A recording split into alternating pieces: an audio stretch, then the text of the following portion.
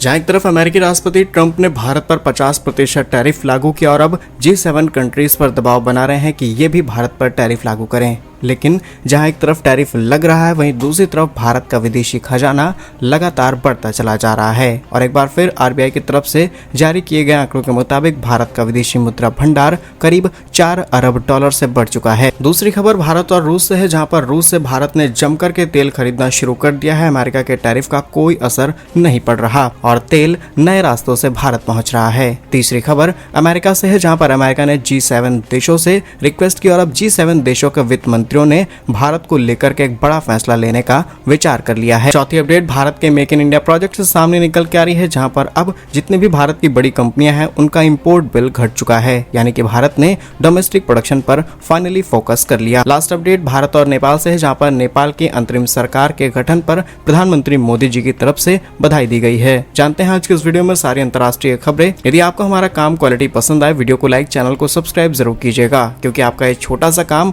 हमें आप तक ये खबरें लाने में बड़ी मदद करता है। तो सबसे पहली और अच्छी खबर भारत के विदेशी मुद्रा भंडार से सामने निकल के आ रही है, जिसमें लगभग 4 अरब डॉलर की बढ़ोतरी देखी गई और अब भारत का विदेशी मुद्रा भंडार बढ़कर के लगभग 698.27 अरब डॉलर तक पहुंच चुका है और ये डाटा खुद आरबीआई की तरफ से जारी किया गया है। असल में आरबीआई यानी कि रिजर्व बैंक ऑफ इंडिया ने ताजा आंकड़ों के अनुसार 5 सितंबर 2025 को जब वीक क्लोजिंग की गई, तब आंकड़े सामने निकल के आए विदेशी मुद्रा भंडार के, जिसमें सिर्फ करेंसीज की बात की जाए तो करीब 540 मिलियन अमेरिकी डॉलर की बढ़ोतरी देखी गई, जिससे करेंसीज हमारी 584.477 अरब डॉलर पहुंच चुकी हैं और टोटल विदेशी मुद्रा भंडार, जिसमें राइट्स, गोल्ड सब कुछ शामिल कर लिया जाए, इसमें टोटल बढ़त 4 अरब डॉलर की हुई, जो बढ़कर के अब 698 अरब डॉलर पहुंच चुका है। लेकिन यह आंकड़ा भारत के रिकॉर्ड्स के पास नहीं है, क्योंकि लास्ट ईयर की खबर है सितंबर 2024 में भारत ने 704 अरब डॉलर अपने विदेशी मुद्रा भंडार को कर लिया था और ये इतिहास का सबसे बड़ा नंबर था और इतना बड़ा नंबर भारत ने आज तक अचीव नहीं किया था। लेकिन समय के साथ टैरिफ और तमाम जियोपॉलिटिकल एस्पेक्ट्स की वजह से भारत का विदेशी मुद्रा भंडार घटा, लेकिन अब फिर हम उसी ट्रैक पर आ चुके हैं। लगभग 6 अरब डॉलर की कमी है, उसके बाद हम फिर अपने पुराने आंकड़े को तोड़ देंगे।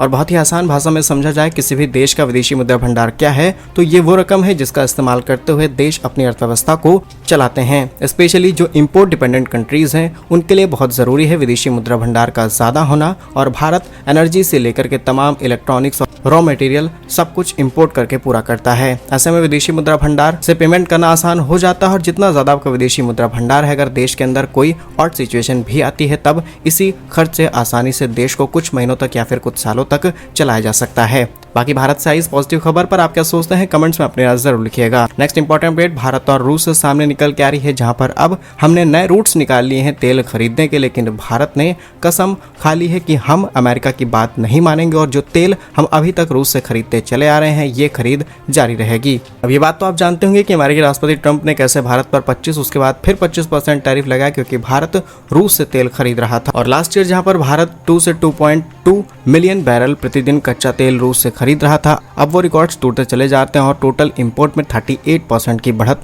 नोटिस की गई है। आंकड़ों के मुताबिक अगस्त में भारत ने रूस से 2.9 बिलियन यूरोज यानी कि लगभग 3.5 अरब डॉलर का तेल खरीदा। यह चीन के 3.1 बिलियन यूरो के लगभग करीब पहुंच चुका है, क्योंकि चीन 3.1 बिलियन यूरोज का तेल खरीदता है और ये करीब 3.64 अरब डॉलर के बराबर है। यानी कि भारत अब उस मुकाम पर पहुंच चुका है कि हम चीन के बराबर रूस से तेल खरीद रहे हैं और शायद ये बात ट्रंप और पश्चिमी देशों को पहले से पता थी, इसीलिए भारत को लगातार निशाना बनाया गया। एक रिपोर्ट के अनुसार भारत में तेल आयात जुलाई में 2.7 बिलियन यूरो था, अगस्त में बढ़कर के 2.9 बिलियन यूरो हो गया। वहीं चीन का कुल आयात जुलाई में 4.1 बिलियन यूरो था। ये टोटल इंपोर्ट की बात हो रही है, इसीलिए चीन यहाँ पर थोड़ा सा आगे निकल जाता है, लेकिन चीन का इंपोर्ट अभी घटा है और चीन का घट करके 3.1 बिलियन यूरो रह चुका है। और नेक्स्ट अपडेट इसी तेल खरीद को लेकर के है, जिस पर अब G7 देशों की एक अहम बैठक हुई है। रिपोर्ट्स के मुताबिक अमेरिका ने अब G7 देशों के जितने भी वित्त मंत्री हैं उनके साथ एक इंपॉर्टेंट बैठक की है। बीते शुक्रवार को G7 देशों के वित्त मंत्रियों की एक बैठक हुई, जिसमें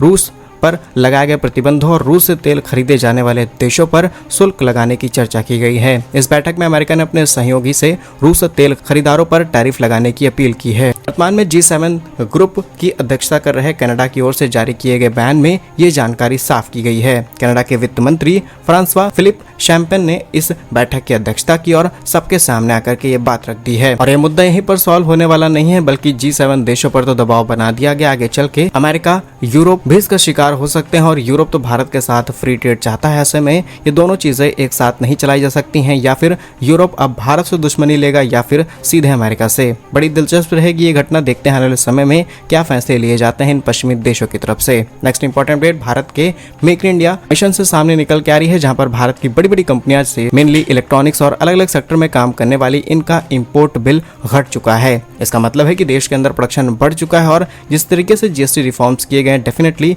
इसका असर भी अब दिखना शुरू हो चुका है। अगर हम कुछ आंकड़ा और कुछ बड़ी कंपनियों के नाम आपको बताएं तो Maruti Suzuki, Tata Motors, hero MotoCorp, Bajaj electric, Whirlpool, Havells, blue star जैसे प्लेयर्स ने जो स्पेशली कंज्यूमर इलेक्ट्रॉनिक पर फोकस करती हैं, इन्होंने अपने इंपोर्ट बल को घटा दिया है। अगर छोटा सा कंपैरिजन देखा जाए तो बजाज इलेक्ट्रिक जो कि करीब 340 करोड़ रुपए का इंपोर्ट करती थी 2020 में, अब वो सिर्फ 178 करोड़ का इंपोर्ट करा रहे हैं। वहीं मारुति सुजुकी का इंपोर्ट बढ़ा है, जो कि 9100 करोड़ का इंपोर्ट कराती थी, अब उन्होंने 9400 करोड़ का इंपोर्ट शुरू कर दिया है। टाटा मोटर्स का इंपोर्ट तो बहुत ज्यादा था, लगभग 2946 करोड़ रुपए का इंपोर्ट था और अब ये घट करके सिर्फ 882 करोड़ बचा है। सेम इसी तरीके से हीरो मोटोकॉर्प ने 3.5% से 2.5% तक सामान खरीदना शुरू कर दिया और इस तरीके से कंपनियों की लिस्ट सामने निकल के आई है। इसके पीछे बताया जा रहा है भारत सरकार की PLI स्कीम यानी कि प्रोडक्शन लिंक इंसेंटिव की वजह से यह असर देखने को मिला। सरकार ने डोमेस्टिक कंपनियों को प्रोडक्शन करने पर अतिरिक्त छूट दी और अतिरिक्त प्रोडक्शन करने पर उन्हें अतिरिक्त पैसे भी दिए गए। अब इसका असर देखने को मिल रहा है और इसीलिए कहा जा रहा था कि गवर्नमेंट का ये लॉन्ग टर्म प्लान है, 1 से 2 सालों में नहीं लेकिन एटलीस्ट 4 से 5 सालों में इसका असर देश के अंदर दिखना शुरू हो जाएगा और फाइनली